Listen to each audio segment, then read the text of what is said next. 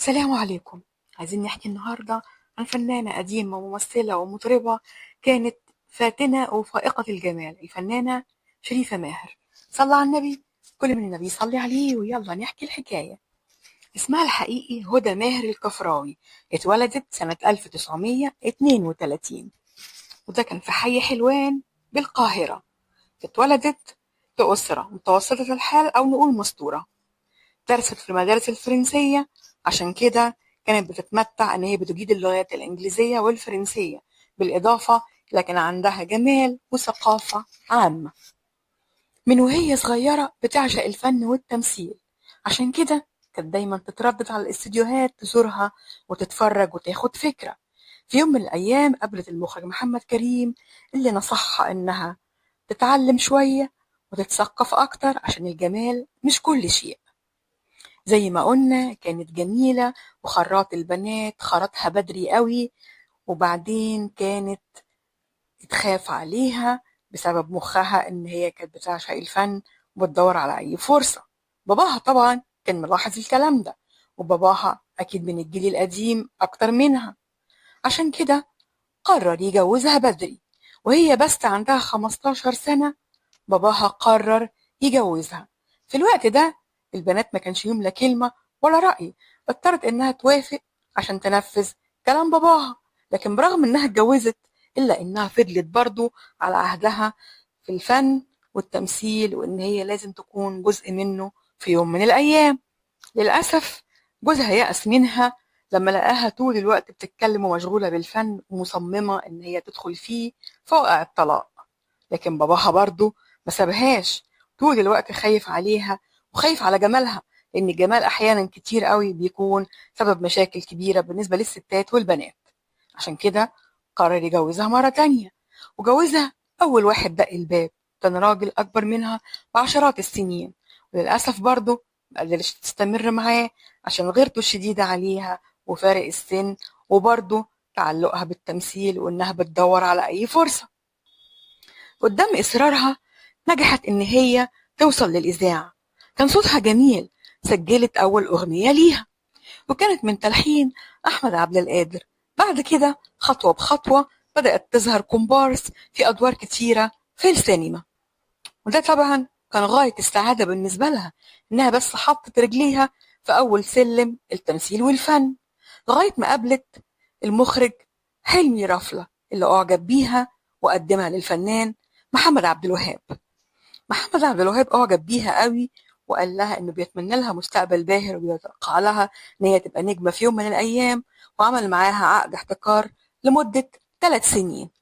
وبالمناسبة هو اللي اختار لها اسمها الفني، وهو الاسم اللي اتعرفت بيه شريفة ماهر. وعملت فيلم مع سعد عبد الوهاب، وده كان أول أفلامها، فيلم بلد المحبوب. اللي بعديه انطلقت في عالم الفن ممثلة ومطربة زي ما كانت بتتمنى.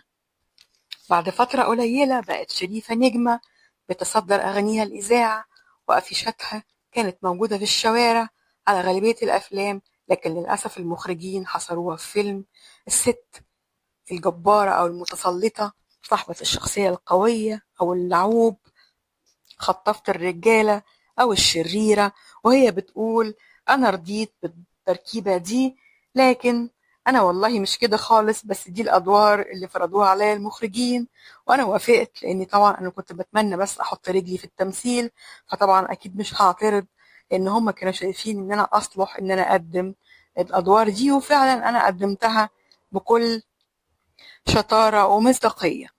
بعد كده عملت عدة أفلام مهمة زي ارحم دموعي مع فاتن حمامة، ورابعة العدوية مع فريد شوقي، وكرامة زوجتي مع شادية. كمان من أشهر أفلامها والأدوار اللي علمت مع الناس فيلم كت أهدم بيتي، وكان مع محسن سرحان. بعد كده الفانوس السحري مع إسماعيل ياسين.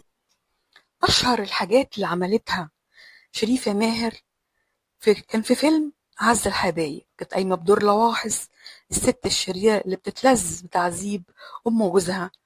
والفيلم ده علم قوي مع الناس، وكانت دايما لما تطلع في لقاءات تتكلم عنه. أما من أشهر أغنياتها فكانت أغنية يا واد يا اسكندراني، حسن يا حسن، وآه يا نيانا، طبعا قلنا قبل كده إنها كانت بتجيد اللغة الإنجليزية والفرنسية.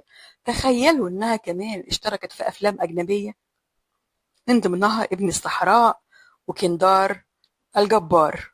صوتها كان حلو قوي وكان قوي، عشان كده بالإضافة للأغاني العاطفية اللي عملتها كانت بتشارك دايما في الحفلات الوطنية، وشاركت في قطار الرحمة، كمان حفلات أضواء المدينة. بعد كل النجاحات دي سافرت شريفة ماهر عشان تعيش في السويد بعد ما اتجوزت بطل العالم المصري في الإسكواش عبد الواحد عبد العزيز، وكمان خلفت منه ابنها طارق. عاشت شريفة في السويد فترة كبيرة مع جوزها، لكن رجعت مصر في التسعينات. كانت كبرت بقى، دخلت في الستينات من عمرها ولبست الحجاب، لكن برضه حبها للفن، إصرارها إنها تبقى متواجدة، خلاها تفتح شركة للإنتاج الفني وسمتها هوليود. بس شريفة ماهر انفصلت برضه عن جوزها الثالث واتجوزت وهي في سن كبير من رجل يدعى سيد إبراهيم، كان بيشتغل في الجمارك. للأسف حياة شريفة ماهر العائلية مش أحسن حاجة. هي على خلال زيجاتها الأربعة خلفت 6 أولاد. للأسف من أكتر الولاد اللي كانوا بارين بيها هو طارق اللي خلفته من جوزها عبد الواحد بطل العالم الإسكواش. وبالمناسبة طارق عبد الواحد هو ممثل، يمكن ما يكونش معروف قوي بس هو ممثل بيحب الفن وورثه عن والدتها. لكن طبعا شريفة كونت خلال مشوارها الطويل في الفن، سواء أغاني ولا تمثيل ولا حتى إنتاج، كونت ثروة لا بأس بها. كانت حاطة غالبية ثروتها في العقارات. للأسف ثروتها دي كانت مصدر للمشاكل طول الوقت مع أولادها لما كبروا، ولما هي كبرت كمان في السن. طلعت أكتر من مرة على مدى السنين اللي فاتت، خاصة مع وائل الإبراشي في أكتر من لقاء، الله يرحمه ويرحمها هي كمان، بتقول إن ولادها استغلوا ضعف نظرها بسبب كبر سنها ومضوها على أوراق من غير ما تشوفها، ونزلت في الأوراق دي عن عقاراتها وأملاكها. ولما اكتشفت كده بلغت عنهم وقالت إن ده ما حصلش، وإن هي لو يمكن تعمل كده، وإن هي دلوقتي تقريبا ما عندهاش اللي يقدر تعيش بيه ويكفيها على المستوى اللي هي كانت عايشة بيه بعد ما خدوا أملاكها. أملاكها دي كانت عندها عمارة في جاردن سيتي وعمارة في المانيال.